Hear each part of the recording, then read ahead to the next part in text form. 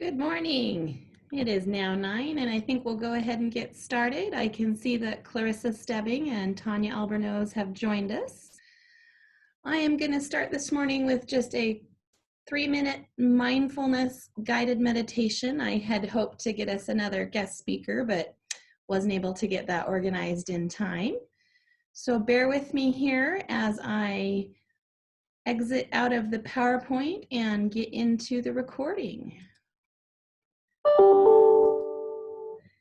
All right, so I will go ahead and start the audio and then flip back to the PowerPoint, but it is a guided meditation, and if you're comfortable, you're welcome to close your eyes as we go through.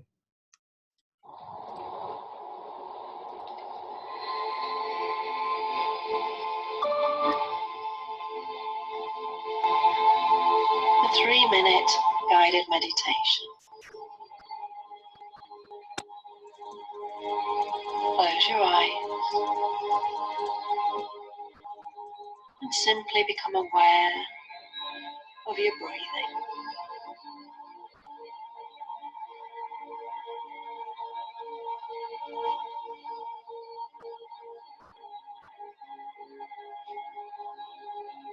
We're going to use the breath to bring you into the present moment. Inhaling through the nose and exhaling through the nose. As you inhale, you cool air coming into the body and nurturing. As you exhale, your warm air leaving the nostrils, releasing any tension and negative emotion. Feel your feet connecting you to the earth.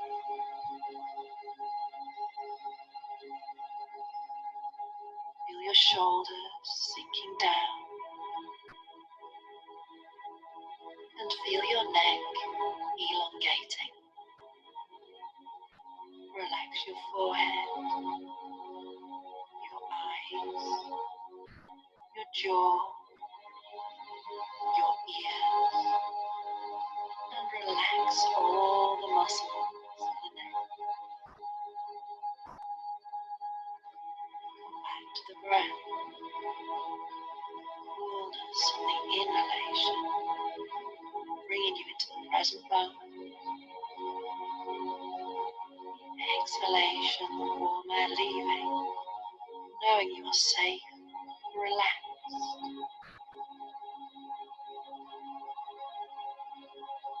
Quieten your mind. Let thoughts go by like white, fluffy clouds in a blue sky. Your attention back to your breath. Releasing yourself from the past and from the future. Fully enjoying this present moment.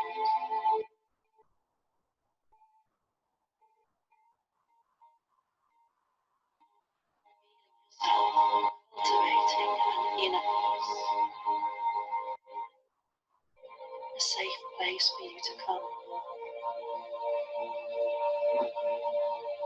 Breathe.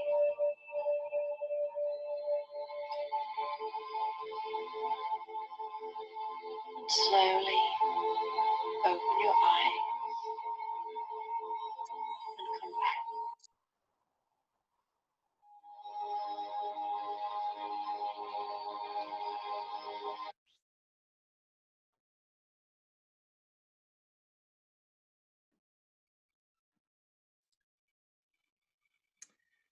Okay, ladies and gentlemen, I think we are ready to get started. Sorry, I should have shown you this slide before I got going.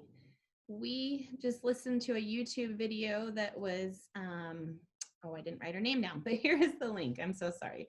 I will share that out in our follow-up email, as well as some other YouTube links I found this week and showed my teenagers and got some success with. All right, so I'm going to stop sharing and we will turn the time over to Tanya Albornoz. Give me just a minute here to get that organized. organized. Right, Tanya, you should be able to take over. Got it. Thank you, Amanda. Did you want me to just introduce myself? Oh, Tanya, I'm so sorry. We are not on it today. Thank you for helping me. I definitely wasn't ready for today somehow. So give me just a minute before you take over, Tanya. Let me go ahead and share what I put together here. So if you'll stop sharing, I'll pop in. Okay. Thank you. All right. Let's see why am I not seeing our share menu?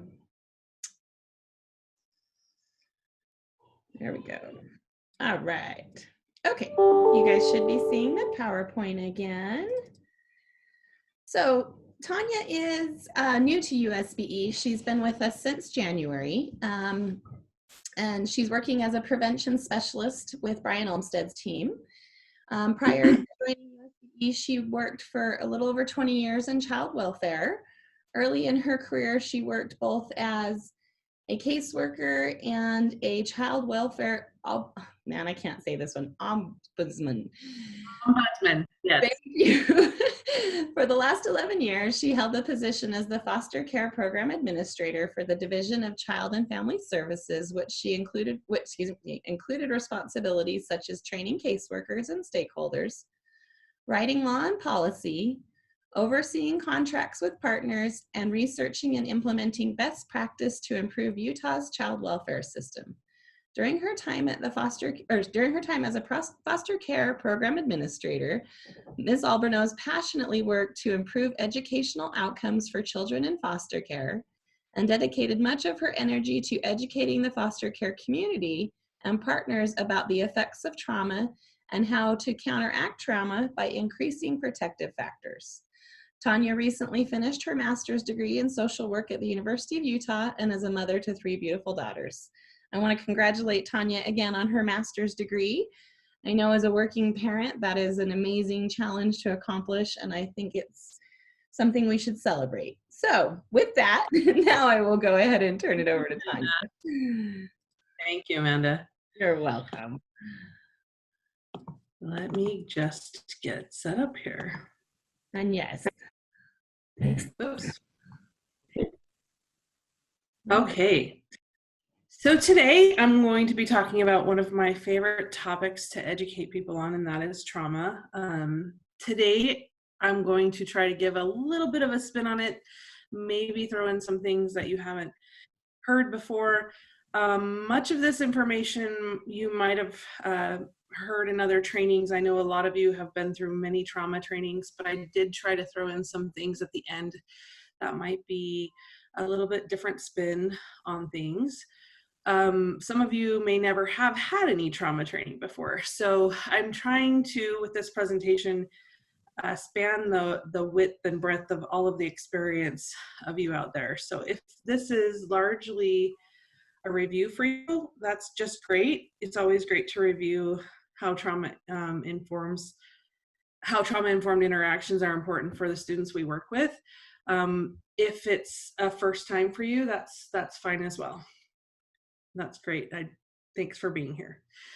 So I like to start with the why with any presentation that I do. Why learn about trauma? And that's because over 1/2 of all the students that you work with will have experienced a traumatic event by the time they reach adulthood. That's the latest information out by the National Traumatic Stress Network. And just in 2008, they had said 1/4. So this has doubled in the last 10 years or so. What do you think this number is now? You can throw that in the chat box, going through COVID-19 and all of that. One thing I want to say about this, though, is that the students that you are all working with, you can probably assume that 100% of them have experienced traumatic events in their lives. So children with these experiences exhibit learning and behavioral issues related to the way trauma influences their brain development, and we're going to talk a little bit more about that today. And it's important to treat every child with compassion and consider the roots of their actions, and not so we're looking at The approach should not be what is wrong with you, but instead should be what happened to you and or what didn't happen for you. This is a paradigm shift that we're trying to move towards, especially in education, so that people understand if a child is acting out, it's not because they're a bad child per se, but it's because something didn't happen to them that should have, or something happened to them that shouldn't have. So this is one of my favorite quotes. The children who need the most love will often ask for it in the most unloving ways. I found that that's a powerful way to teach trauma to educators, to teachers, to administration, and to explain to them that trauma is just the beginning of the story. And just because a child has been through traumatic events doesn't mean that we can't make a difference. So we'll talk a little bit about tools today to help you make a difference in these youth lives, even though they have been through, many of them, very pervasive trauma. Also, by the way, if you have questions, feel free to put those in the chat and I'll do my best to answer them. Okay, understanding trauma. Two of the most important things is that what happens in childhood doesn't always stay in childhood, and we'll explain that a little bit more in a moment. Also, children who experience early childhood trauma do not just get over it. They need to have treatment, they need to have healthy relationships, and trauma is best treated in the context of healthy relationships. That's where you all come in. Trauma is not something that they can just get over easily by being positive. It requires treatment, but it also requires those healthy relationships, all of which we'll talk about in a moment. So what is trauma? Most of you know what trauma is, but I just wanted to define it. The definition is that it's a deeply distressing or disturbing experience that happens to someone. In general, it can be defined as a psychological emotional response to an event or an experience that is deeply distressing or disturbing and causes a lasting impact on the individual's mental and emotional stability. Everyone that goes through a trauma processes it differently.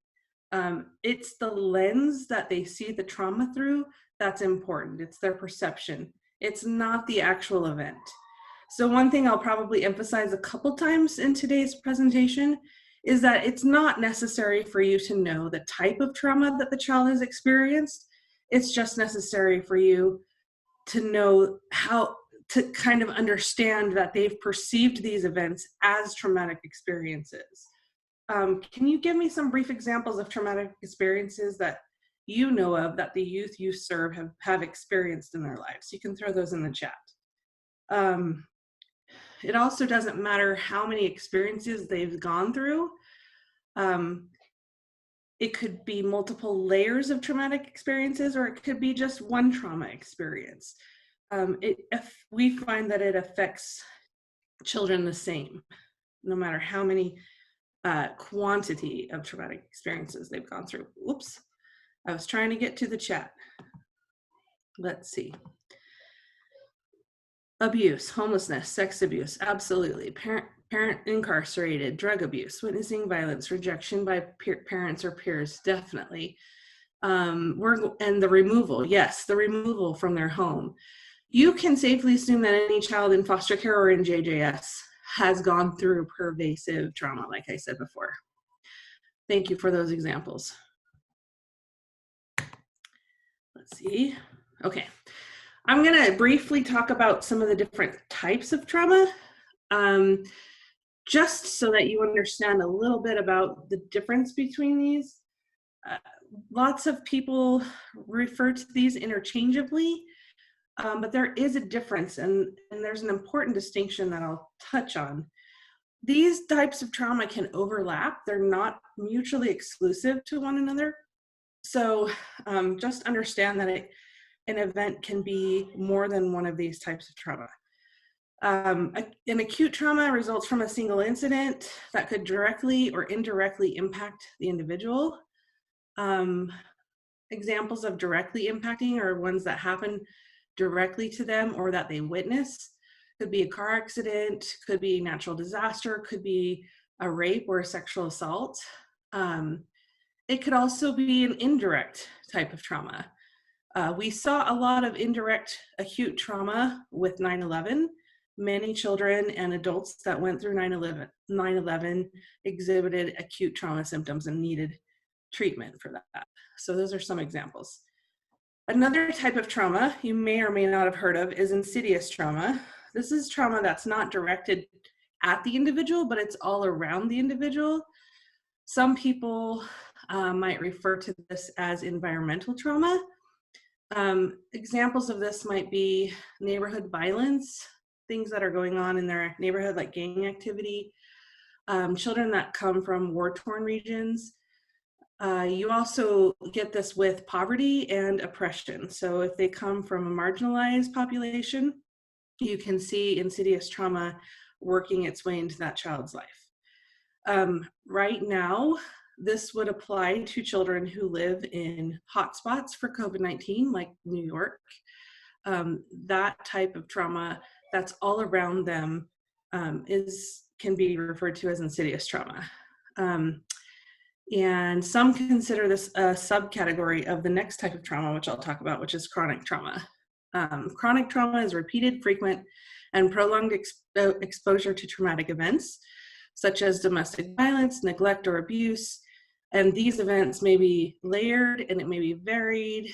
It could be one of these, it could be multiple of these. I'm sure you've seen examples of kids that you work with that have had chronic trauma and have had multiple layers of trauma. The last type of trauma, though, what research has found is this type of trauma is the most damaging. And so this is the one that we're mostly referring to with children in foster care. Complex trauma is trauma due to the inactions or actions of the primary caregiver or the attachment figure. So these are the people that these children should be able to trust to take care of them. They're the ones that they should be able to securely attach to, but they're not getting something from them. They're not getting those interactions positive. They're not getting the attachment activities that you see in other healthy children.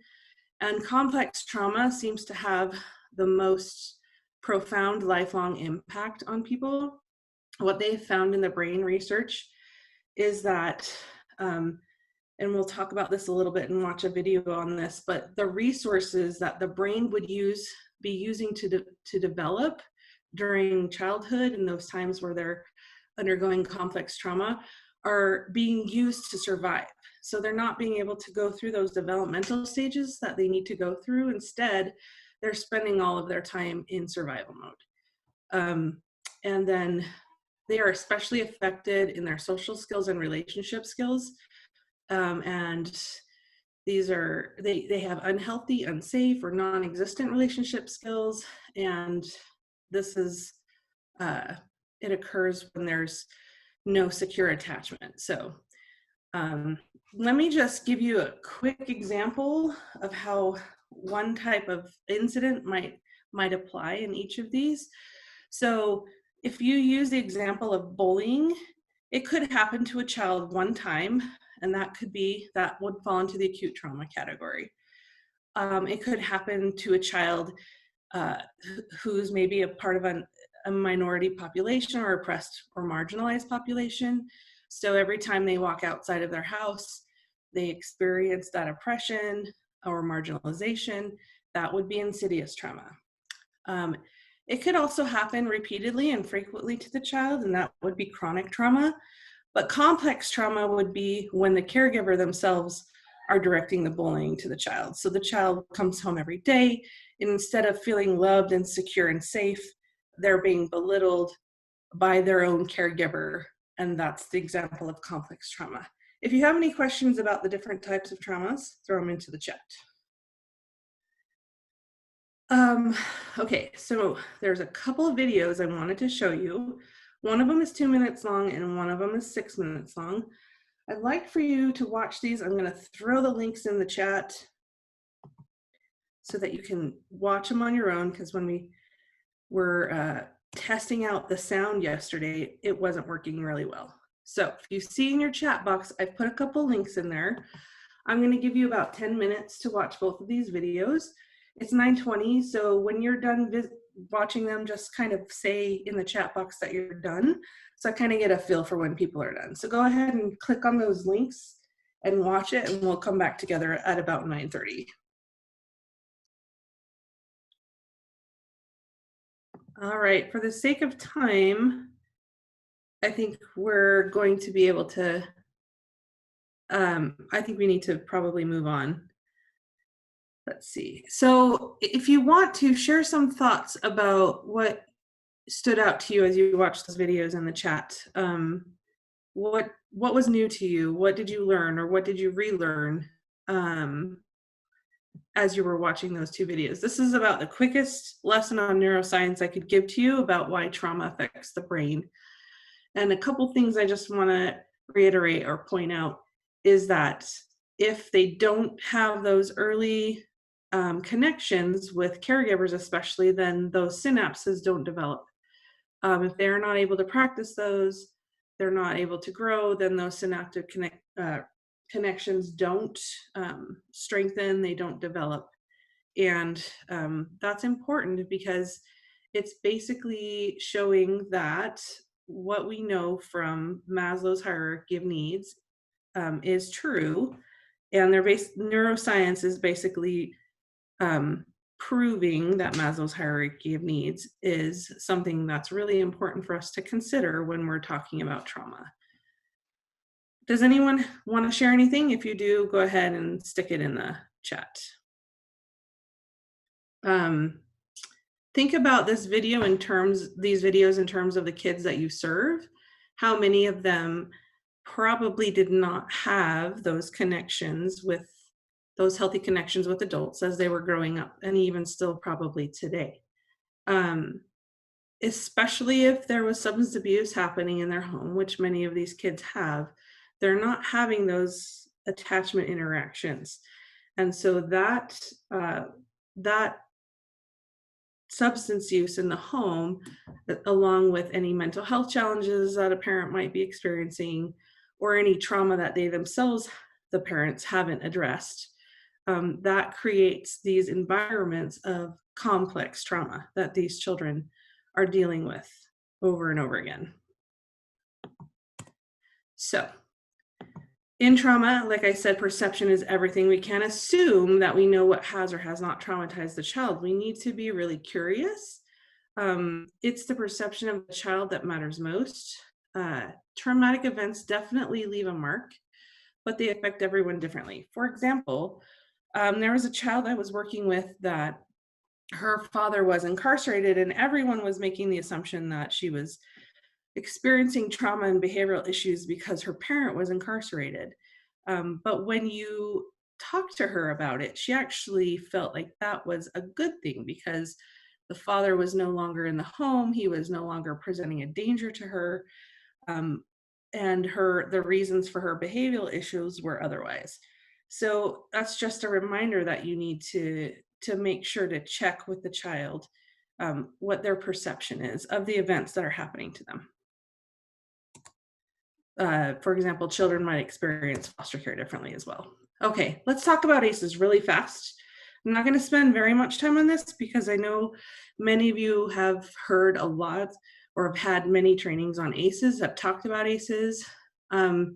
In the ACE study, if you haven't heard of it, is the Adverse Childhood Experience Study. And this study was conducted in 1995 to 1997. And they had about 18,000 participants in the ACEs study.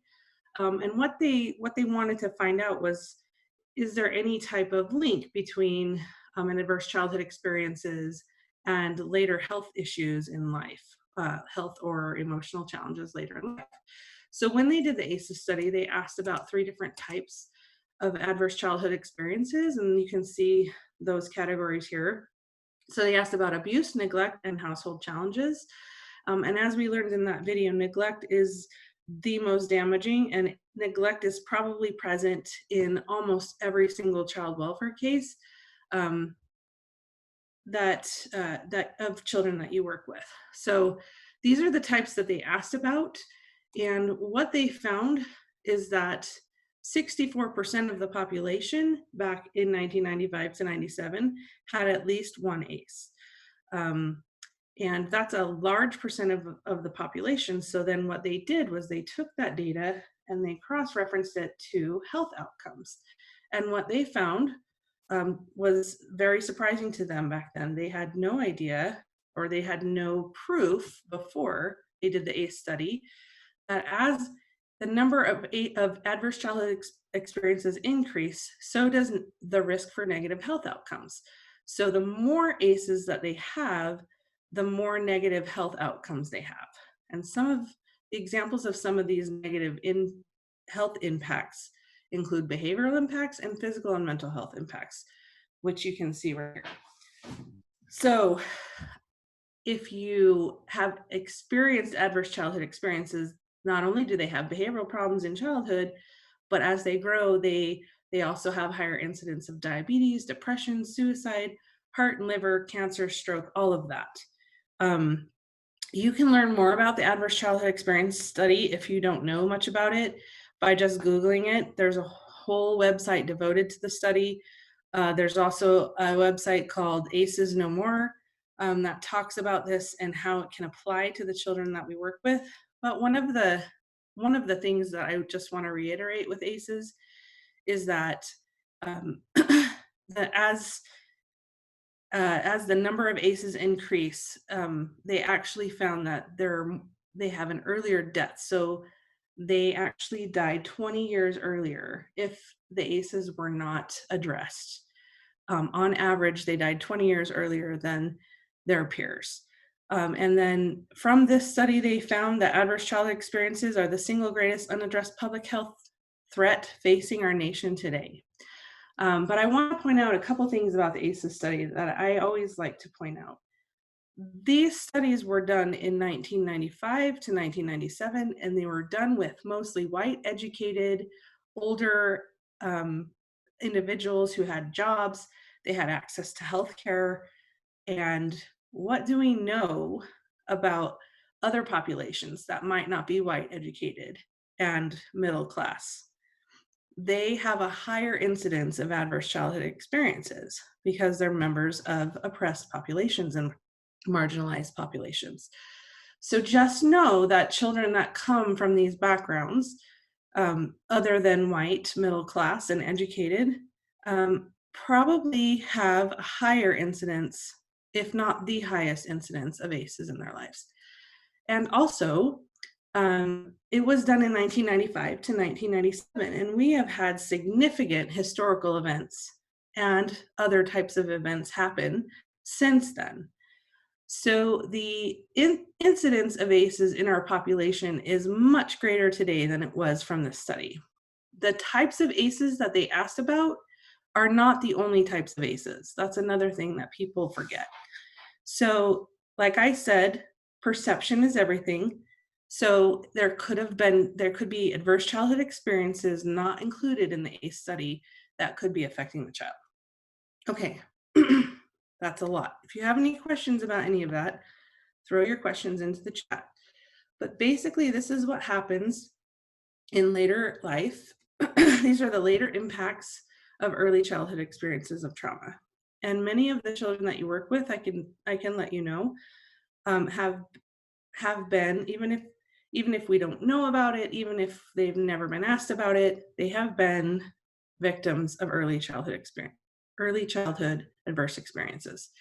So they'll have hypersensitivity to stressors, problems with trust, difficulty interpreting emotional responses, impulsivity, continual dysregulation, and patterns of intense, unstable relationships. I'm sure that you probably recognize some of this in the children that you serve. Okay, there was this really great article on weareteachers.com that talks about 10 things about childhood trauma that every teacher needs to know, and I adapted it to this presentation because I thought it really had some great points. So kids who have experienced trauma are not trying to push our buttons. This is a great thing to help educators especially understand. Kids who have been through trauma worry about what is going to happen next. So it's really hard for them to concentrate on learning and being creative if they're worried about where they're going to sleep tomorrow, or if they're going to move to a new home, or where they're going to get their next meal. Even if the situation doesn't seem that bad to you, it's how the child feels that matters, like we've talked about with perception already. Trauma is not always associated with violence. So examples of this might be divorce, parent incarceration, an illness or death that they've gone through, bullying, emotional and verbal abuse. So it's not always associated with something that's violent or that's physically affects them. You also, like I said before, don't need to know exactly what caused the trauma to be able to help them. Kids who experience trauma need to feel they are good at something and can influence the world. These kids have been told over and over again that they're worthless, that they're nothing, or made to feel that way. Like I said, did not, like we talked about earlier, they have not had their needs taken care of. They have experienced extreme neglect. So they need to feel like they're good at something, and we can influence that. Self-regulation is a major challenge for these students, like we talked about. They didn't learn those self-regulation or coping skills because they were stuck in fight, flight, or freeze, or in survival mode. Also, it's okay to ask kids what you can do to help them to make it through the day. So if there's something bothering them or something that you can do to help them, they don't have to go into depth about their trauma, but you can ask them, what can I do to help you make it through the day?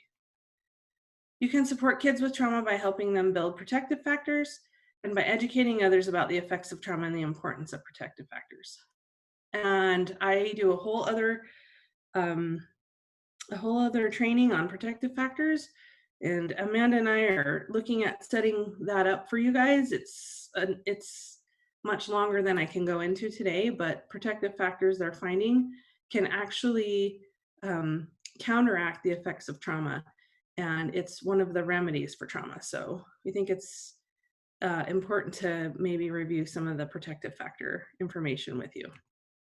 There's a direct connection between stress and learning, and I want to talk about this a little bit more. I can't ask you questions. I am so used to being interactive, but if you have seen this brain model before, it's based on Dan Siegel's brain model, the connection between stress and learning.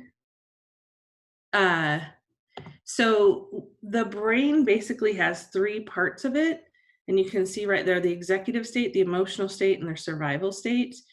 And it starts from the brain development starts from the bottom up.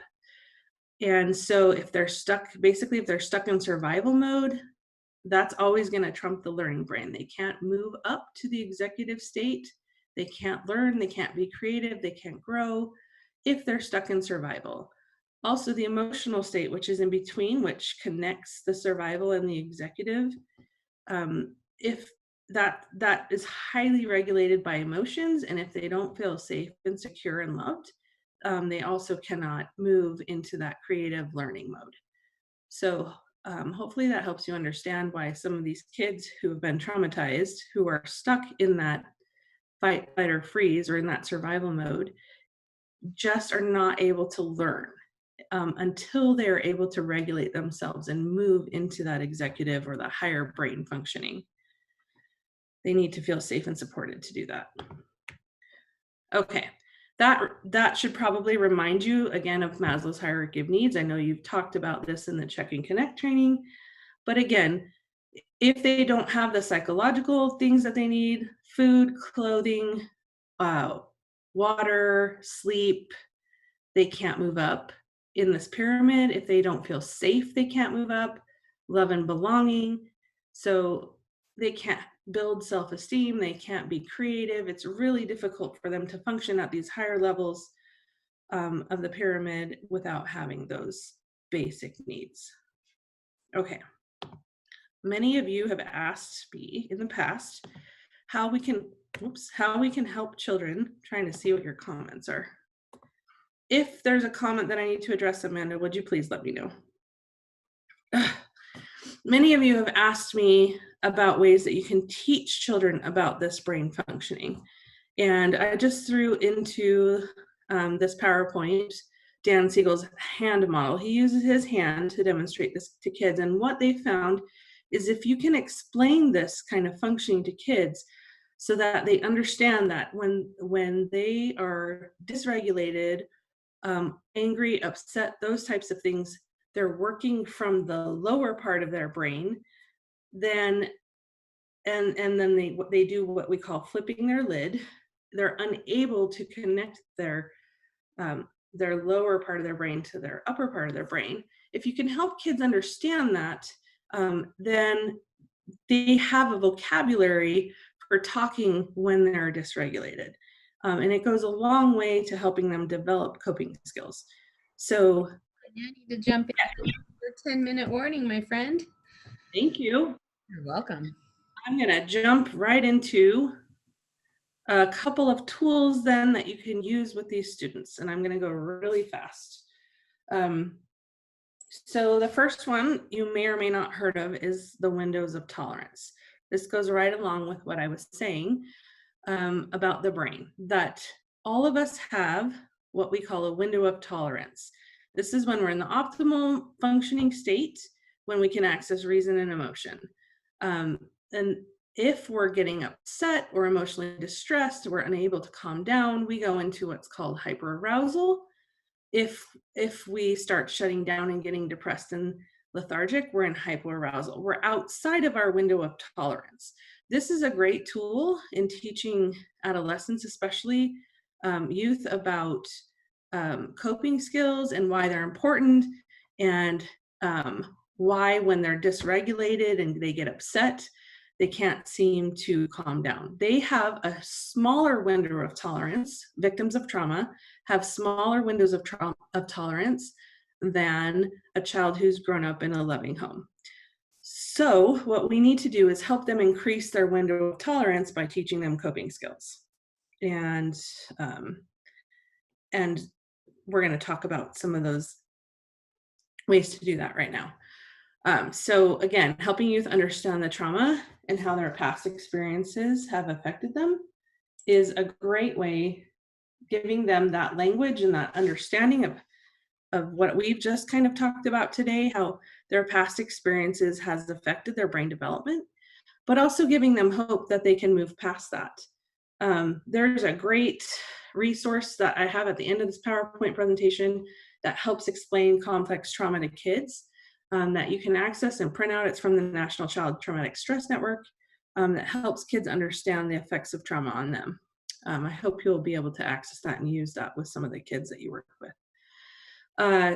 Second, train the kids in self-regulatory and executive functioning skills. Try to focus on insight, empathy, and coping skills. Executive functioning skills are things such as self-awareness, nonverbal and verbal working memory, emotional self-regulation, being motivated, and one of the most important is helping them build empathy for others. If you can help them learn how to be empathetic for others, that will go a long way into building their executive functioning skills. 3, teach strategies for how they can reassess a stressful situation and consider alternatives. So basically we're talking about planning and problem solving skills and conflict resolution skills. And in order to do this, these kids need lots of modeling from you, and they need role play. I know the kids probably hate role play, but the more you role play and practice with them, the more that they can build these skills that will help them navigate these stressful situations and remain within their window of tolerance. Number 4, teach them strategies for recognizing and interrupting automatic responses. Those automatic responses are like anger, becoming dysregulated, becoming depressed, those types of things. So you started out today's session with a great one, which is mindfulness. Mindfulness is a great thing to teach kids, to give them the skills to help them calm down before they get too upset. Deep breathing is also a really great way. If you can get a kid, the fastest and easiest way to get a kid to slow down and self-regulate if they're becoming dysregulated is to get them to take deep breaths. And you can actually model that with them and do that with them.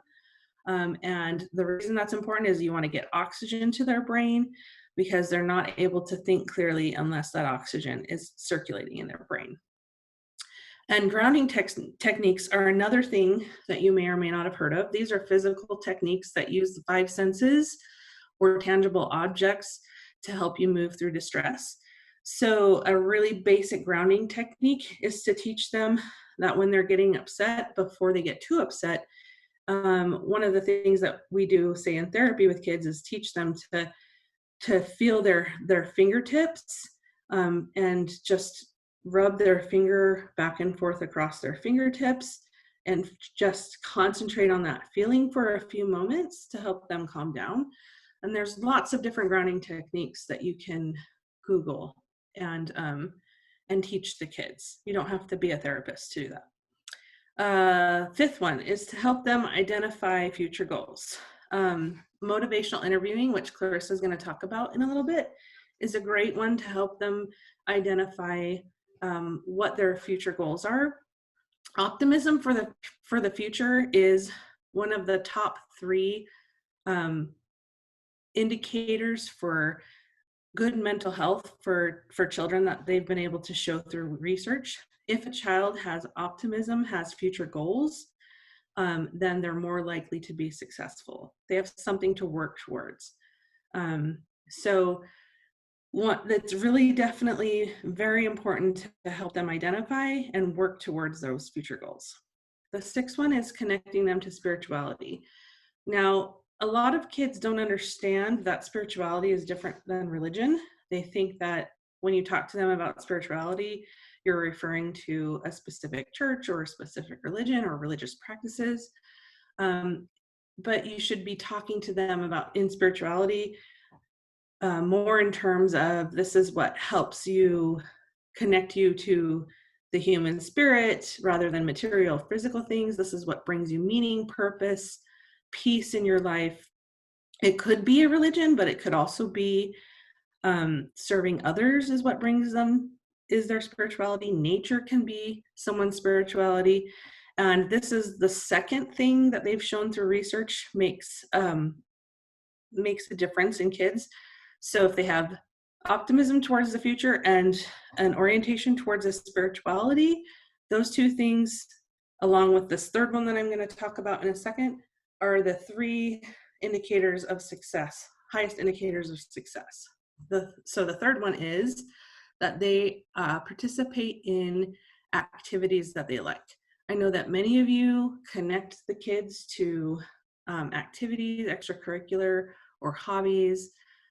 So it's really important that they have an activity that they like. Like I said, it can help them feel like they can accomplish something in the world, that they can do something right.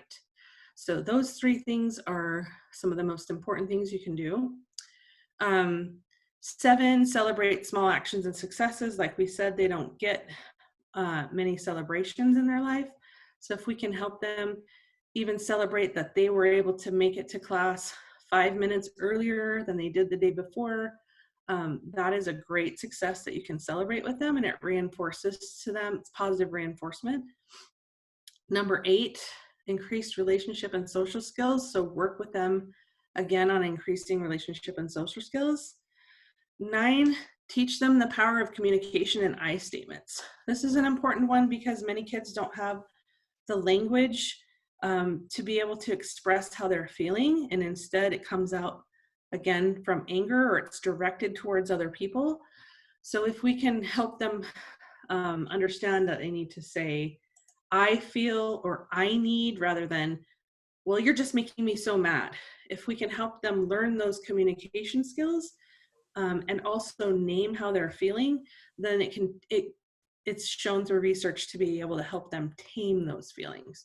So if they can say, I'm feeling very upset because I wanted to spend time with you, rather than, you don't think I'm important because you don't want to spend time with me, that can go a long way into helping them stay regulated and within their window of tolerance. Number 10, check the 4 S's regularly.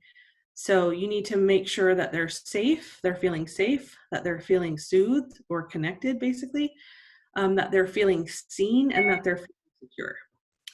help them reframe themselves as something other than victims. This is an important one as well. Maybe you need to let them define themselves. So maybe it's that they're a survivor, maybe it's they're a fighter, maybe it's that they're a hero. Help them understand that they have lived through a lot, and it's helped them become strong. And the last one is, again, building protective factors and helping them practice a strength-based perspective.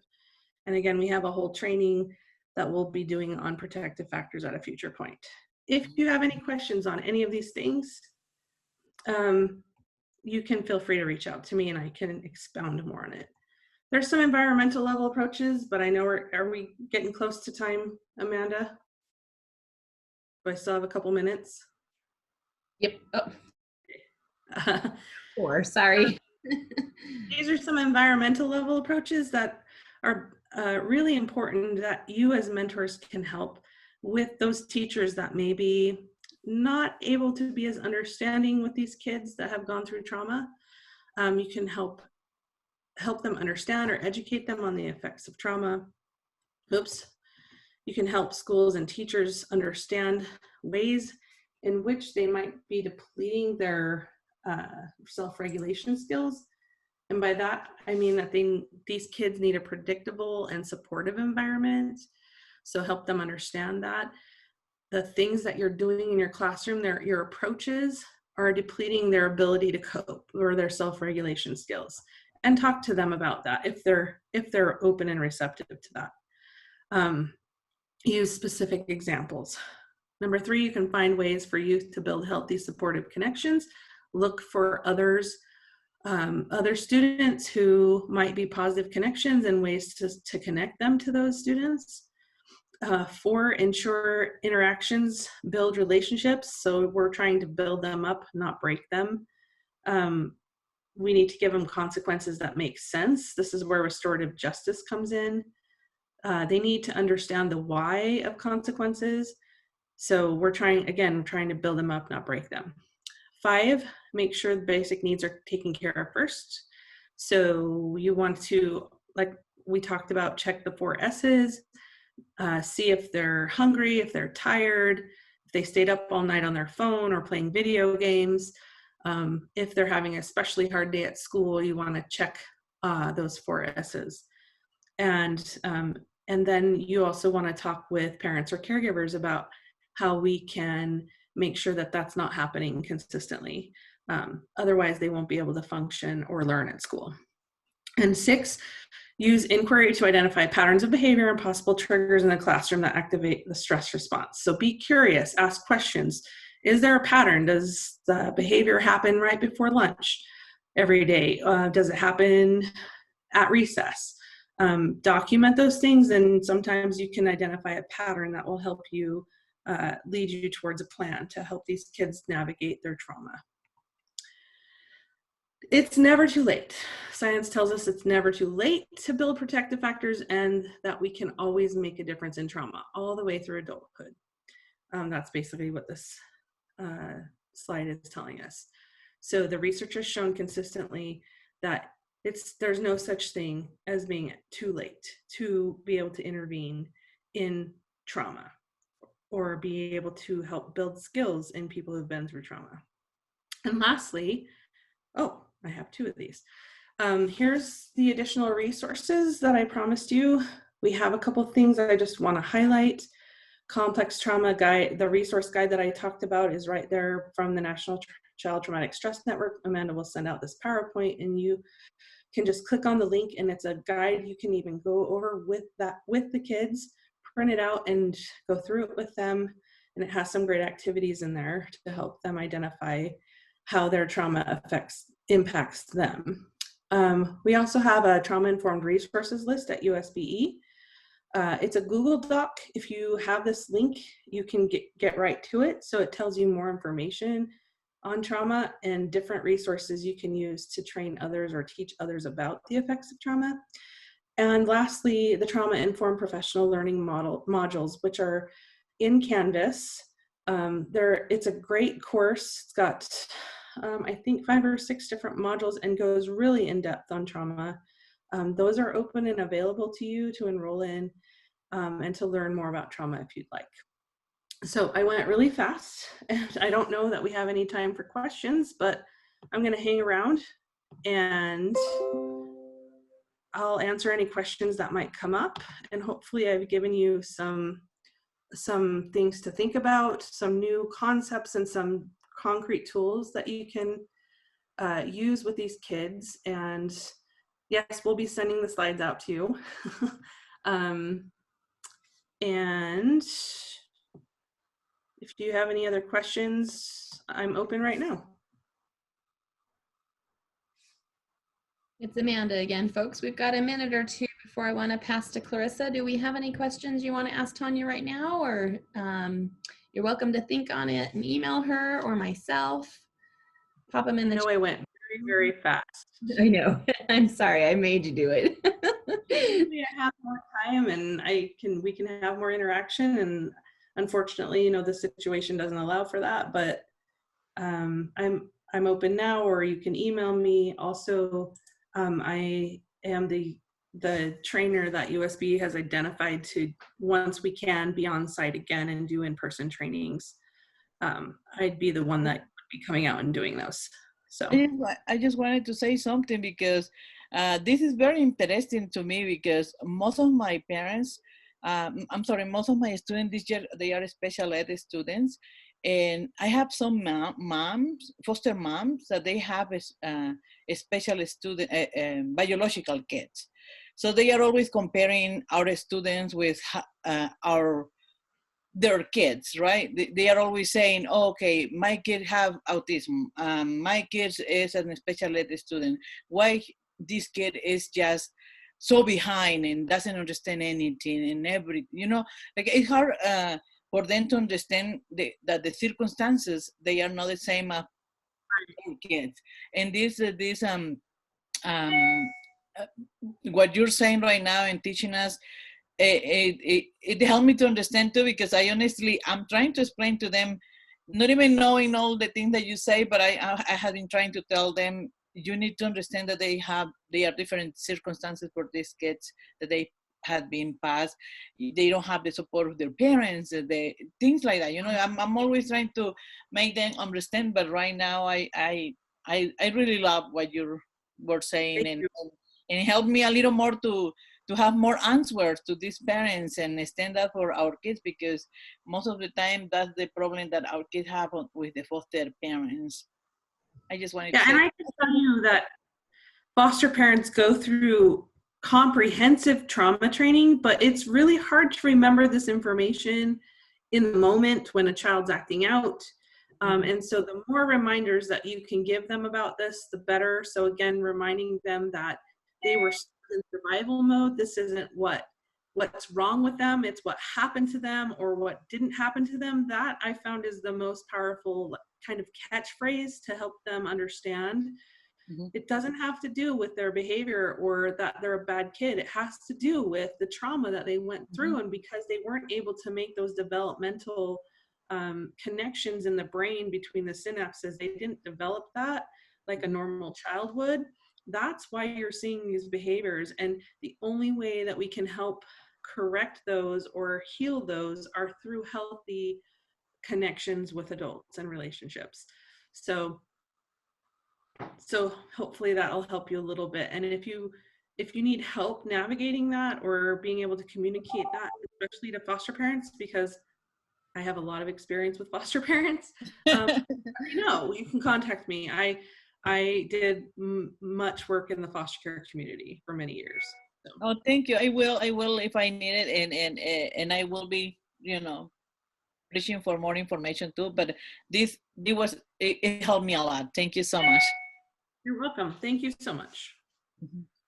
All right, I'm going to jump back in and be naughty and mute everybody. I'm going to try and share my PowerPoint again so I can introduce Miss Clarissa Stebbing. Bear with me just a moment here. Oh, where did it go hide from me? Oh, I minimized too many things. Bear with me.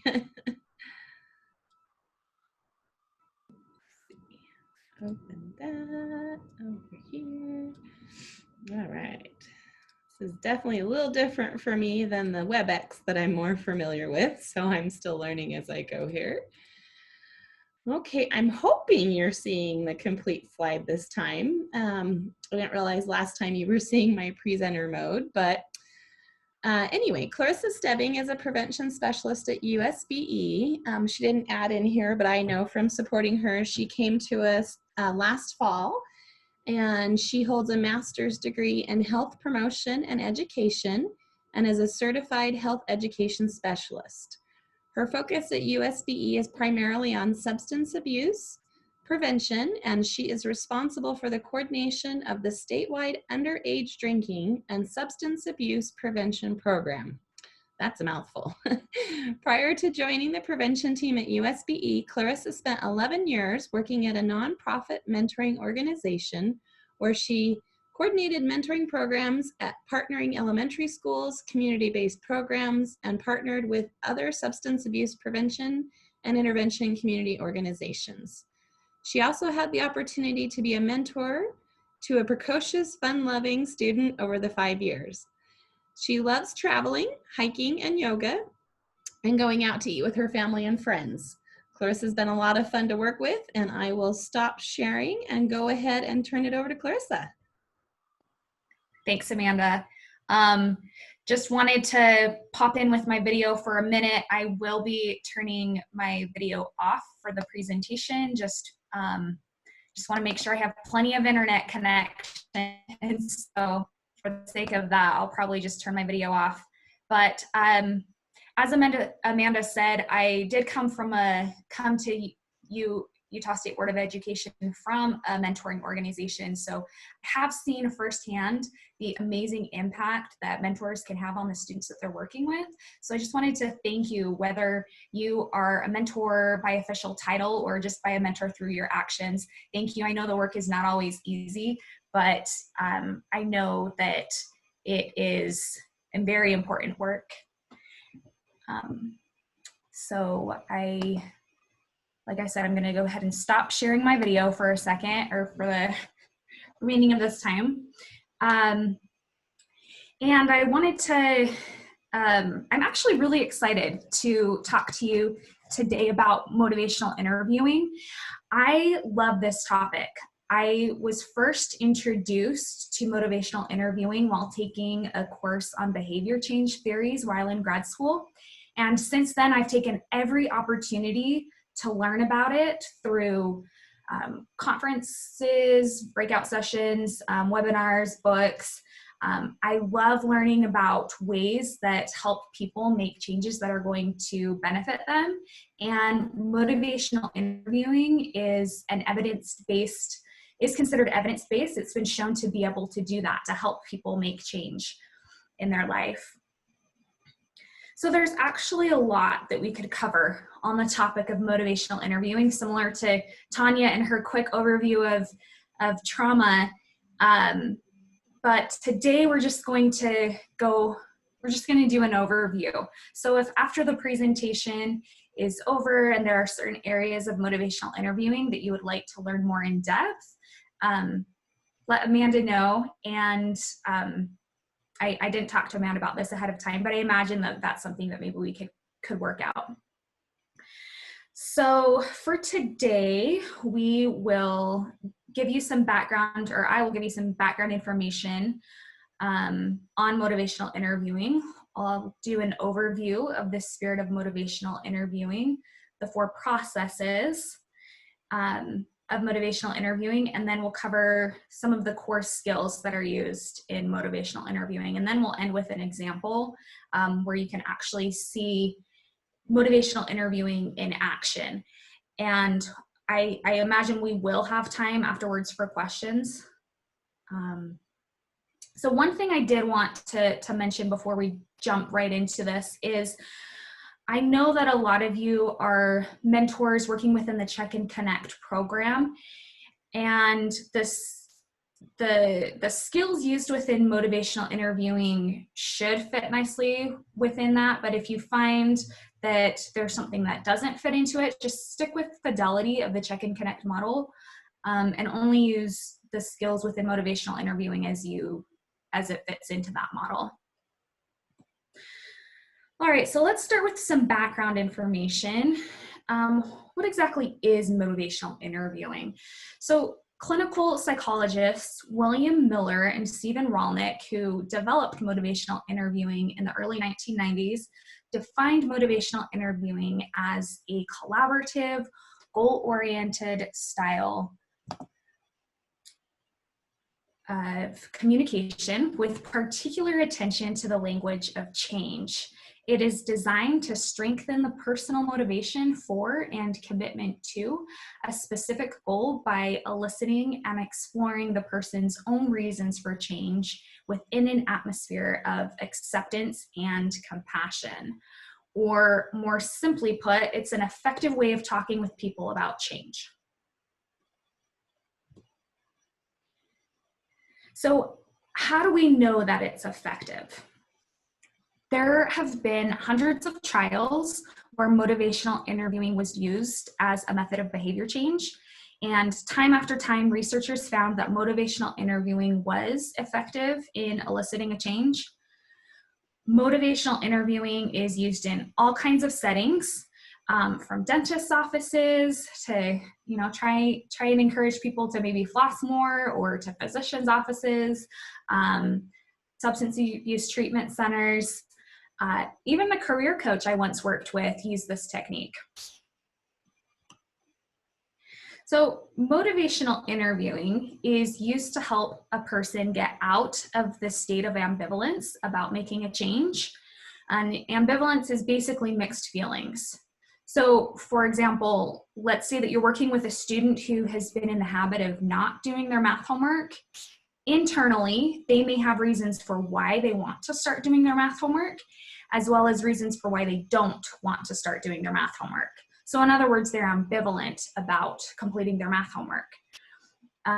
Motivational interviewing encourages that student to vocalize the reasons why they believe doing their homework is in their best interest. And then in turn, that should increase the probability that a change will occur because they voiced it, and then they'll start doing their math homework.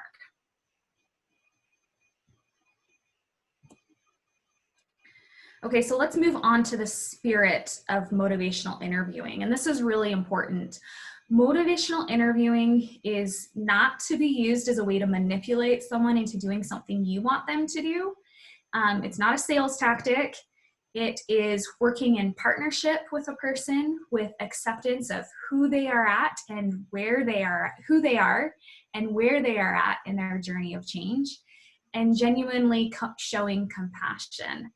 It's evoking their reasons for why they want to change, not sharing the reasons why you think that they should change. And it's important to just remember to be genuine throughout this process. So let's talk partnership. In the spirit of motivational interviewing, you see the person you are working with as a partner. You collaborate together rather than telling the other person what they should or shouldn't do. And you avoid falling into what is called the expert trap, meaning in the spirit of partnership, rather than saying things like you should do this or you really need to do this, you might change that language to something like, for example, other students I work with have found that setting an alarm clock helps them get to school on time, and that's been helpful for them. What might work best for you? So remember, the student you are working with may already have ideas for potential solutions. And another example of a mentor statement that illustrates partnership is, you'd like to bring up your math grade. If you think it might help, we could brainstorm a list of potential action steps and see what you'd be interested in trying. So in the spirit of partnership, you're also keeping in mind that ultimately the student you are working with has a choice, and making changes is that student's responsibility. The second concept within the spirit of motivational interviewing that we'll discuss is acceptance.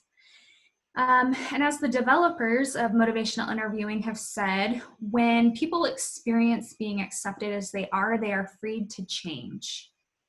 A mentor communicates acceptance to the student they are working with when they communicate absolute worth, accurate empathy, autonomy support, and affirmation.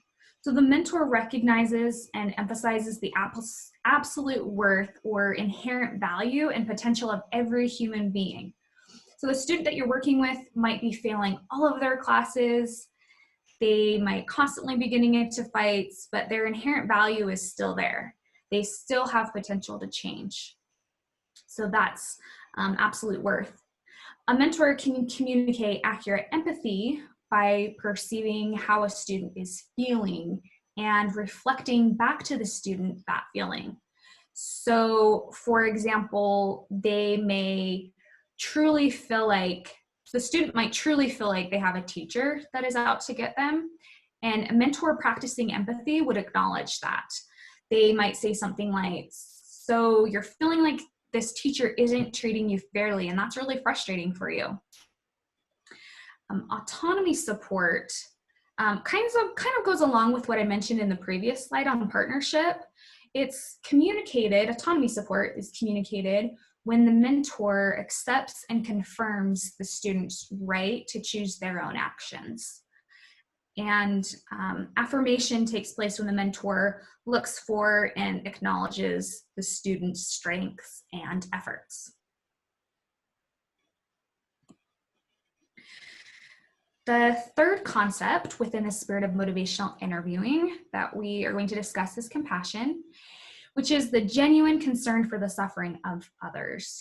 And one way to look at this is, remembering the information that you've learned about trauma-informed care, and having that lens helps with compassion. Mentors can also convey compassion by giving priority to the student's needs, actively promoting the student's welfare, and themselves in the student's shoes. So a student you are working with might voice many reasons why it's difficult to make a change. They may not be responsive, or they may not follow through, which can get incredibly frustrating over time. And it can become easy to view the challenges that student expresses as just excuses. And then we might start to lose compassion. However, by attempting to put yourself in the student's shoes, to understand all of the variables at play, and to recognize that they do have valid barriers and concerns, you're more likely to be able to feel that compassion. The final concept within the spirit of motivational interviewing that we'll discuss is evocation, which is when the mentor elicits the student's personal motivation for change. So let's start with an example. Let's say the student you are working with is not turning in their homework assignments. You could, as the mentor, could probably come up with and voice several reasons why that student should change and start turning in their homework assignments. But is that going to motivate them? It might, but not necessarily. You might bring up reasons that they don't really care about. But when you ask the right questions, and the student is able to voice their own reason to change, they hear themselves voice their true beliefs, and by voicing those true beliefs, they're more likely to feel ready and motivated to change. And then in addition, now you also know where they're coming from and what motivates them rather than just guessing, and this knowledge enables you to be even more effective as their mentor or teacher, however else you, whatever other role you have in their life.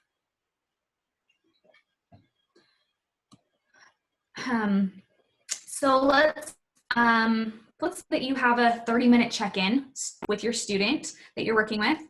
If you were to implement motivational interviewing, there'd be 4 processes that you would be incorporating into that meeting.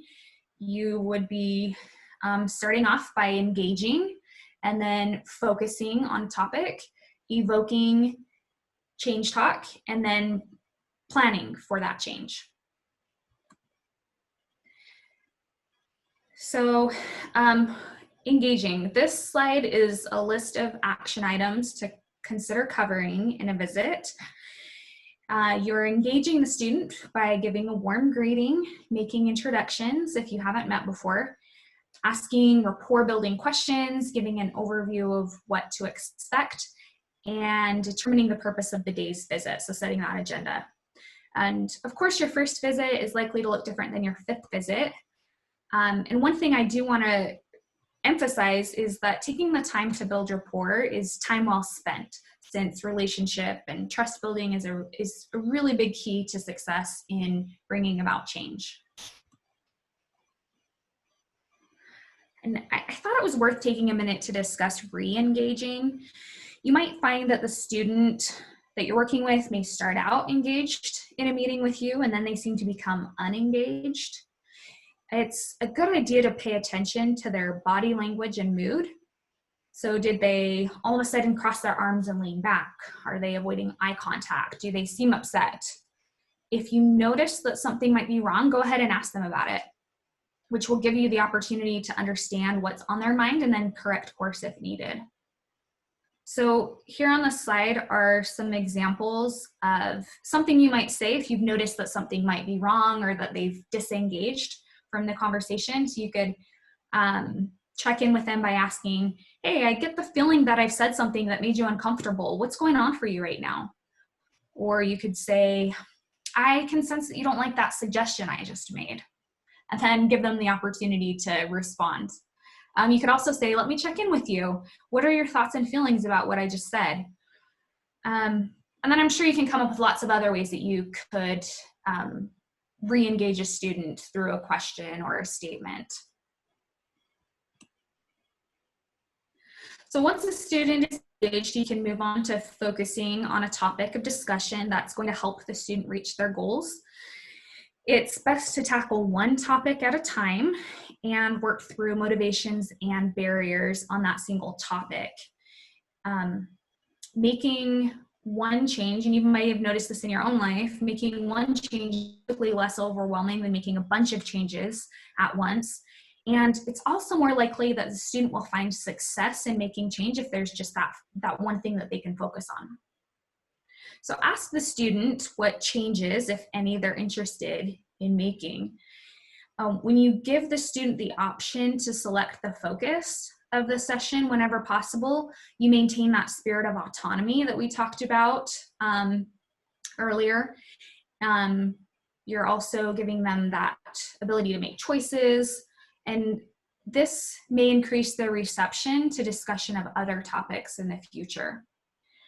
Also, if they start by making a change that they are confident that they can make, this confidence may help them succeed. So they're more likely to be successful if they're confident that they can do it. And then in the future, they're more likely to succeed as they attempt to make other changes because they've known success before. So when they do select a topic of change, ask them why they picked that topic. So let's say you have a student and they're failing 5 classes. Maybe you ask them, okay, which class are we going to start with? Which one do you want to focus on first? And then ask them, why did they pick that? Okay, so you picked history. Why did you pick history? And when they vocalize why they picked that one, that can give you a lot of insight, which again can help you as you work in partnership towards that change. All right, so evoking is the third process that we'll be talking about, which this might sound familiar to you. And evoking or evocation is also included in the spirit of motivational interviewing. And so as you might have guessed, this is a really important part of motivational interviewing. So as much as possible, you want to evoke change talk, especially when they seem to have mixed feelings or they're ambivalent about change. So you can do this, you can evoke change talk by asking the student what might be some reasons to change, or how might their life be different if they were to make a change? How does a change align with what they value most? You can ask very specific questions that help get them thinking about the benefits of making that change. A student is most likely to stick with their change if they agree to it. So it's a good idea to assess for readiness to make that change. And you can do this by asking them on a scale of 1 to 10, how interested are they in making a change at this time? And then asking follow-up questions can also be helpful. So if they tell you that their interest level is at a 5, You can ask them why they picked a 5 versus a 3 or a 4, which not only helps you understand where they're coming from, but it is an opportunity to elicit more change talk. And then also use open-ended questions to invite the student to consider their personal interests and motivation for behavior change. And then if you can see that they're ready for a change, you can move on to that planning process.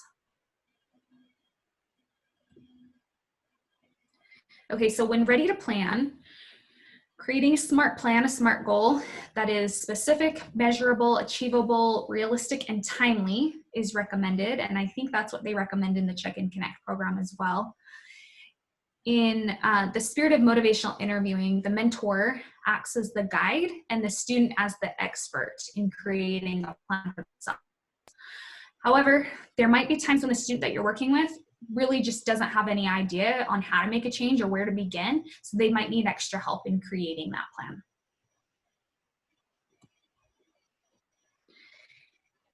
And then at the end of the appointment, it's recommended that you gab with them. So you're inviting them to repeat their goal, you are assessing their confidence. So you can do this with a scaling question, kind of how we talked about earlier. So you could say, on a scale of 1 to 10, with 10 being the highest, how confident are you that you can get to class on time every day next week, for example?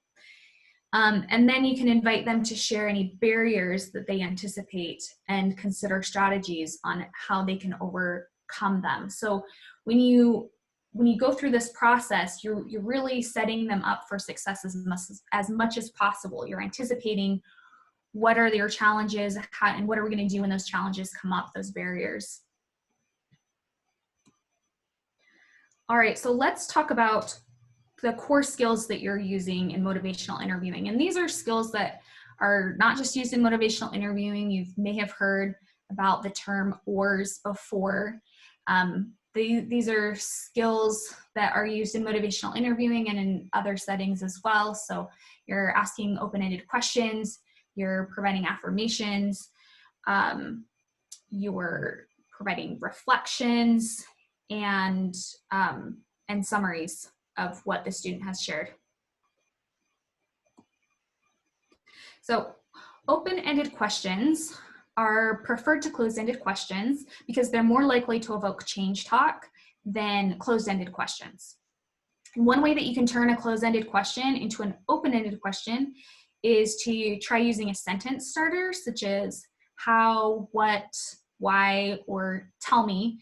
And tell me is not really a question, it's a statement, but it is a good way to encourage a student to elaborate. So tell me more about that.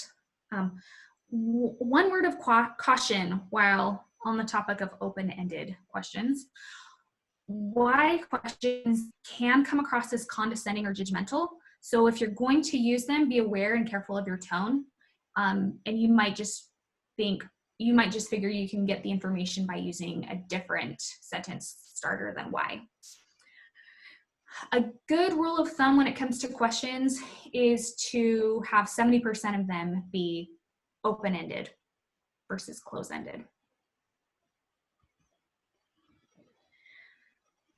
Okay, so when you hear one-liners, so let's say you ask an open-ended question and the student just comes back with a really short line. It really doesn't give you a lot of information or insight, and you want more information.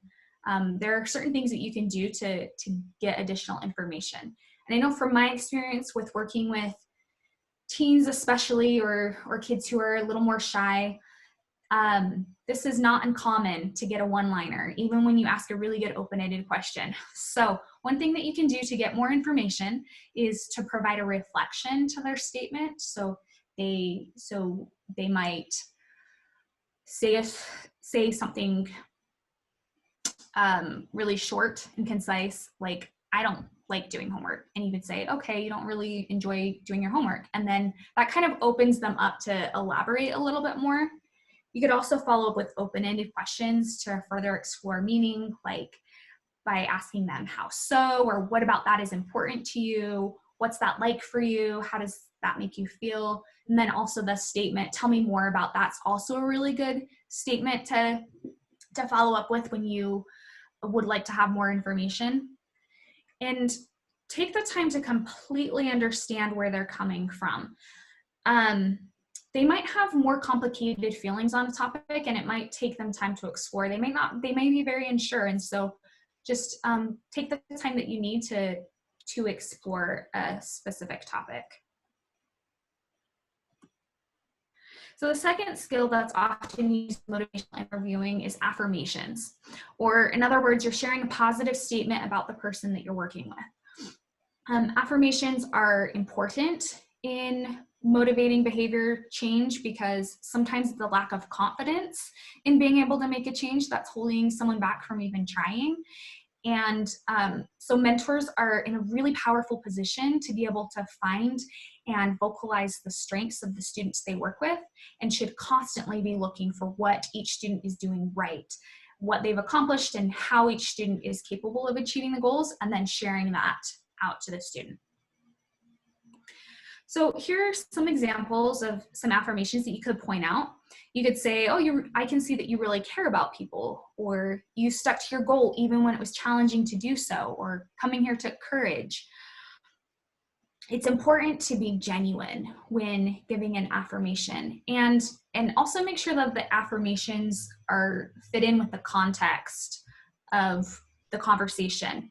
So it's just not something completely out of left field, that it makes sense within what you've been talking about.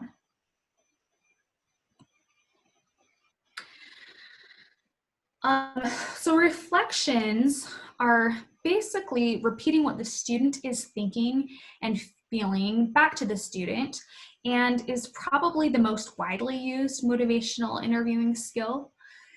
And remember, reflections are not just randomly repeating what a student says, but they're strategically placed to emphasize the student's ambivalence, strengths, and desire to change. And it's not like you don't have to, so I have a mirror here, but you're not repeating exactly what it is that they're saying. You're repeating back the essence of what they're saying, the thought or their feeling behind their statement. And that state and the reflection, again, you're using it as much as possible in a strategic way so that you're emphasizing their desire to change, their strengths, or even their ambivalence. So some examples of reflections, I've got some starters here, but I'll fill them in with something that might be relevant to the work that you're doing. So you're really excited about making a change, but you're worried that your friends won't be supportive, or you're wondering if it's too late to catch up on your missed homework assignments. Reflections should be concise, so limit it to a sentence or two, and remember to reflect when you hear change talk, ambivalence, or sustained talk, which is basically, sustained talk is talk that they're considering not making a change, is basically what that is. It's the opposite of change talk. And reflections ensure that, one, you understand the student correctly, and two, it's an opportunity to invite the student to elaborate. All right, so summaries are longer than a reflection statement, and they provide the student with a full view of the important pieces of what they've shared with their mentor.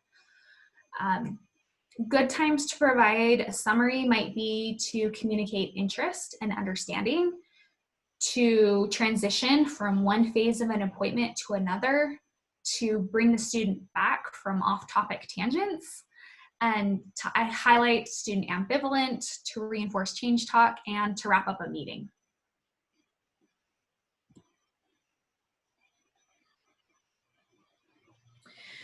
Remember to only summarize the student's essential thoughts or feelings that will move the student toward thinking about or committing to a behavior change. Summaries Summaries don't need to have an opening line, but the following could be used. So you could start off by saying, let's see if I have it all, and then go into the summary. Or in considering all you've just told me, it sounds like you could also consider closing a summary with statements such as, did I get it all, or did I miss anything? So let's say, I want to give an example. Let's say that you've been having a conversation about the student that you're working with going to all of their classes every day. An example of a summary in that context might be, so you've already had that conversation, you've been talking about it, and at the end of the meeting, you might say something like, sounds like you have mixed feelings about change. On the one hand, you have some classes that you are really excited about, and you can see how going to school is going to help you in the long run. On the other hand, you have a few teachers that you feel are giving you a hard time, and it's hard to say no to your friends when they want you to skip class with them. We've talked about other times in your life when you've voiced your opinion to your friends, and also how you want to bring your GPA up so that you can try out for the basketball team. Did I miss anything? So as you can see, a summary is considerably longer than a reflection statement, and it's covering a lot of the conversation. You're hitting those high points. Okay, so for those of you who are trained in the Check and Connect program, in the Check and Connect Implementing with Fidelity manual, that's the blue book, there's a good example of a mentor applying motivational interviewing core skills on pages 56 and 57. And so I just took a picture of it here, at least a part of page 56, and I've kind of highlighted some of those key core skills. So you might remember, depending on how long ago your training was, in this example, a student, Alex, misses school several days a week due to missing the bus. And as a result of Alex's absences, a few teachers are not accepting Alex's assignments. So in the example on pages 56 and 57, there are quite a few examples of open-ended questions, reflections, and then there's a summary example on page 57. The mentor in this example also reflects the spirit of motivational interviewing in their interaction with Alex. You can see the spirit of partnership when the mentor invites Alex to come up with solutions to the problem. We can see acceptance when the mentor validates Alex's autonomy and right to choose. We see compassion when the mentor acknowledges Alex's feelings. And we can see the mentor evoking change talk from Alex.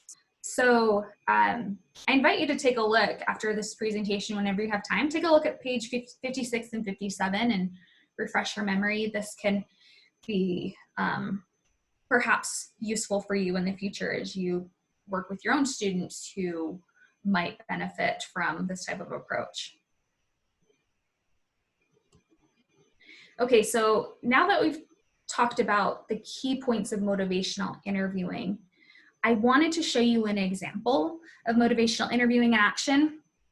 And so in the interest of time, we're only going to see an example of effective motivational interviewing. However, if you're interested to see how the same conversation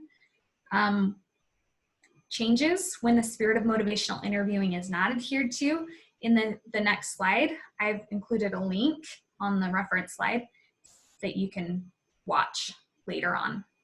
The video is an example of a youth minister speaking with a student, but I think the producers of this example could have easily replaced the noun youth minister with mentor, and it's basically the same idea. I think you'll find it just as applicable. So as you're watching, look for specific examples of what we talked about today. So do you see the youth minister following the spirit of motivational interviewing? Is she showing partnership, acceptance, compassion, and is she evoking change talk? What core skills is she using? Do you notice open-ended questions, affirmations, reflections, and summaries? And then what about the 4 processes? See if you notice her engaging, focusing, evoking, and planning. So why don't we go ahead and just on your own, go ahead and watch this video. It's a little less than 12 minutes.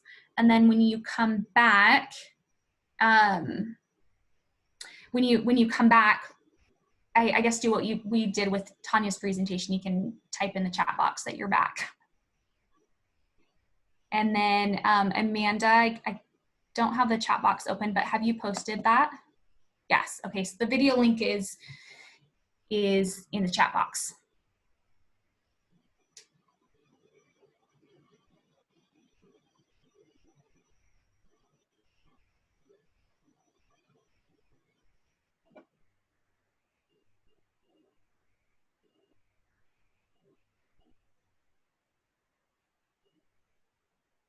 Okay. It sounds like a lot of you are done. We will move on then. If you're not finished yet, go ahead. I imagine you're almost finished, so go ahead and pause and can just wrap it up at the end. So that's basically where I wanted to end today. I did want to point out a few references so that these are some of the videos or books that I referred to during this presentation. So if you would like to learn more about motivational interviewing or more in depth, feel free to read some of the books or review some of these videos. And then I thought we could just open it up to some questions.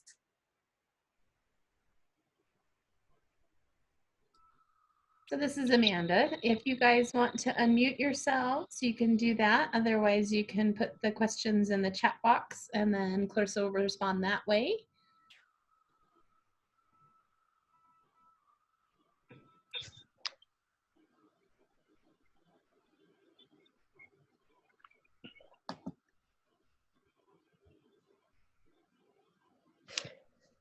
Clarissa, this is Heather Norda. I was thinking as I was watching that sometimes there has to be maybe some type of level of trust or relationship that's a little bit established for someone to trust you enough to open up in that interview. And oftentimes, you know, we've known this student for a very short period of time.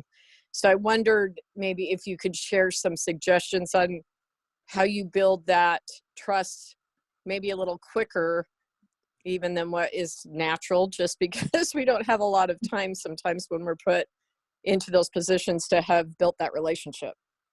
Yeah, that's a very good question. And you're right. This example from the video, obviously this youth minister has had a relationship with this student. And so she, it makes it a little easier for him to open up. So I would say that regardless, rather than jumping right into, hey,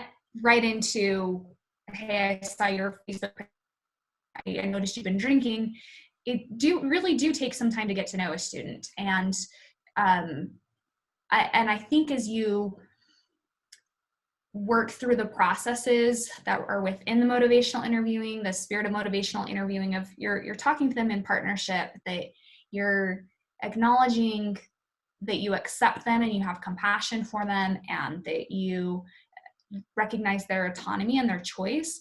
Those, when you show those elements and demonstrate those elements, they're going to be more likely, in my experience, to open up and to share. But if they see you as only an authority figure, only somebody that might be out to get them or to punish them, then I think that's when they're going to withdraw. So I think a big part of it is letting them open and talk and to just, and ask questions about, I think a big part of it is the questions piece, where you're asking, hey, tell me more about what you were thinking when this happened, or just simply tell me about what happened, versus something like, why are you always fighting? Or why are you fighting again? And, you know, so I think it's a lot of it is the questions that you ask. I also think that it might be helpful to open that question up to other mentors. What have you done to establish rapport very quickly so that a student feels more comfortable opening up? Is there anybody that would like to respond to that? I'll help out a little bit here, Clarissa. I think that what I've learned, especially over the last 3 years in getting my master's in social work and practicing with kids, is that the more you can demonstrate empathy towards them, the more they'll open up with you. And like we kind of talked about with the trauma stuff, the context of the relationship is where the healing occurs. And so it is definitely important that you build a rapport with them and build the relationship with them. But I think there are methods that you can do it quickly. You have to be genuine and real with them, because they can tell when you're not. And if you're being genuine and real and empathetic with them, chances are they will open up to you. It might take a few sessions. Sometimes with some of them, it takes a little bit longer. But eventually, if you're there for them, especially in a moment where they've had an issue or a problem and you're there for them, then they'll be more likely to open up. And also you can talk to them about vulnerability and the importance of them being brave and opening up and vulnerable. And let them know that you will never break their trust, that they can be vulnerable with you, and you'll honor that for them. And I've just seen kids respond really well to that. So thanks, Tanya. That's helpful. It looks like Brian put in the chat box, a lot of these techniques align with techniques that counselors use as well. At what point would you suggest to the mentor that they suggest bringing in additional help when the mentee is presenting a problem that's getting beyond their ability to help? I think that's a good question. If you're, I think right there, if you as a mentor are starting to feel like, okay, this is beyond me, if you're starting to feel that, I think that that's a big cue to bring in a counselor, somebody who is more trained in what it is that the student may need help in. I think keeping in mind that because yeah, you are a mentor, you're not a therapist, and so it's remembering that too. So if you're starting to feel like, okay, this is turning into therapy, definitely that's another point in which you'd want to bring in somebody else to help. Also, and maybe you're referring to a student who's drinking, and going off the video.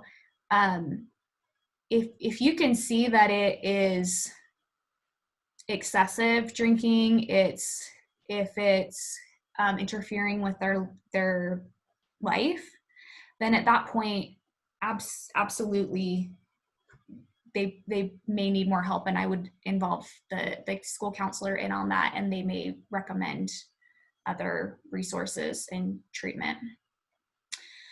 Can I talk? Yeah. I just wanted to say that one of the things that I do with my students, and it helped me a lot, is whenever the principal or the counselor call me because it's a problem with my students, I always request to talk to them first, alone, to know what is happening through them, even the counselor or the principal or the school staff is explaining to me what is happening. For me, it's very important to he can see that I'm interested on her part, or my student part, and try to comfort him or to support during this time that everybody is into him and why he's doing this, because sometimes it's the second or the third time that he's doing that, whatever he's doing. So it's important for me to connect with him first and see how he's feeling too. After that, we can get together with all the team at the school that is waiting for us, to talk, because I'm always doing team meetings there, to figure it out how we can help my students. So for me, it's a very important thing that he knows that I care about how he feels and how, and we can find a solution before we talk to everybody, So I don't know, it's working for me a lot. Yeah, I think that's great. I think our students want to be understood, to know that they're heard. And when you, before bringing everybody else in, have those conversations and listen, I think that's very helpful. Kay Russell says, I always make sure they know I do not know how they feel, but that I would love to get to know them, and together we can figure out what we are going to do. Ask them how I can help them. They always know that they can get in touch with me through their principal, and I always introduce them to the principals. Also, most of our students are in outside therapy, so I always contact a caseworker to get in touch with their therapist. That's great. Thank you. That's really good advice. Yeah, I want to just quickly add to that. That it's really important that you do not panic if they start to disclose something to you. Yeah. They will feel your panic and they will shut down. So what you can do is use reflective listening, like Clarissa's been talking about, and you can say, wow, that must be really hard for you. I just can't even imagine what that must be like. And I don't have the answers for you, but I know let's make a plan of how we can help you. So let's get in touch with your therapist. Let's talk with your caseworker. Those are the types of things, but just do not panic, because that's the fastest way to get them to shut down. If they feel like you can't hold their trauma and honor them, then they will just probably not share anything further with you. Thanks, Tanya. That was really helpful. This is Tracy Deemer. Can you hear me? Yes. Hi, Tracy. Hi. Just for the first meeting, I do active listening, but a really good icebreaker is to have some snacks or some treats that takes the mood out of being stressful, and then you have them tell you about their lives, or kind of, where are you from, what's your worries about today at school. And they seem to be less stressful if you're less stressful. They're just acting casual. Then the next meeting, you can bring in those things that they talked about so that they know that you actually listened, and maybe, are you feeling better at lunchtime, or stuff like that. Thank you. I agree. It can be less intimidating if they have something to be doing with their hands, at least, while having a conversation. All right, well, we're at 11 o'clock. Amanda, is that when we're supposed to end? Yeah, I just was enjoying the conversation, so I was letting you guys go a little further. So thank you, Clarissa and Tanya, for presenting today, and thank you to everybody for participating. In the chat, I just put the link to the post-training survey. Oh, let me go ahead and share my screen so that you can see that also in the PowerPoint. Hang on just a moment here. All right. I'm hoping that you're seeing that post-training survey link. I will send it out in an email also, which will be something you can just click on to access if that's easier for you. I also wanted to mention we have at least 3 more sessions scheduled. The next one will be on May 27th, and we'll hear from one of our own, Trina Cotterman, who is a mentor at Granite School District. as well as Corby Eason, and he will be talking about human trafficking warning signs, human trafficking and warning signs of abuse. Thanks again for everything, and please take the survey and share any feedback you have about what we could do for you for future trainings. One of the questions on today's survey is about perhaps extending the time, and since we've gone over today, I'm wondering if that's the way we're going to want to go. Anyway, again, thank you so much, and you're welcome to email me or Tanya or Clarissa if you have any questions. Thank you. Thank you.